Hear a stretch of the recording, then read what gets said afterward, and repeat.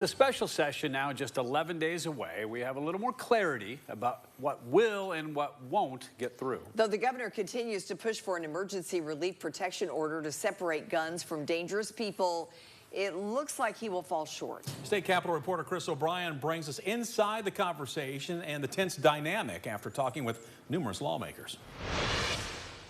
When Governor Bill Lee floated a Hail Mary firearms proposal in the waning days of session, Republicans, particularly in the House, pretty much immediately shot it down. I don't see the will of the Senate or the House before we close out tomorrow to be able to get their minds around a 15-page bill. Lee coined it an enhanced order of protection, which is essentially a modified red flag law to separate weapons from dangerous people. The General Assembly will ultimately decide which one of those pass, but I feel confident because of the engagement and the work and the efforts.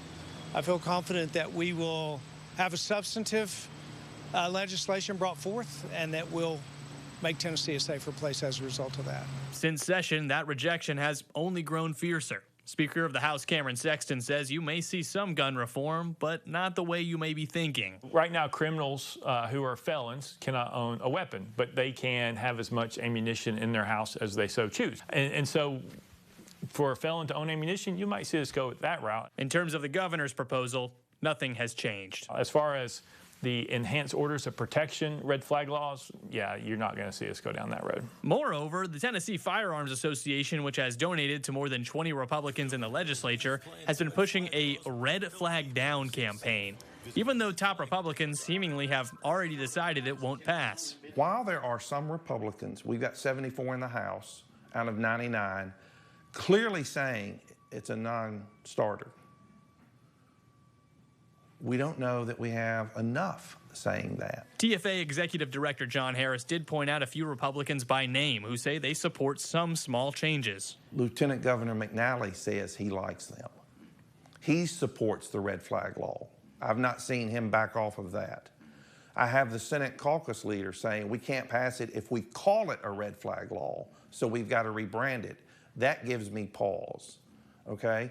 We have House leaders like Jeremy Faison and making statements about supporting some form of gun control. Democrats can argue until they're metaphorically blue in the face, and they have. Just continue with your thoughts and prayer. You know, that's about the same value that coming down here to check a box will do. In the politically charged environment that we're in a lot of cases, you know, even if it's a good idea, those good ideas will be brushed to the side. We're under a constant barrage of attacks, so we find ourselves playing defense a lot. But at the crux of it, Republicans control virtually every piece of the state. So whatever happens or does not happen is on their shoulders. It's never been this bad.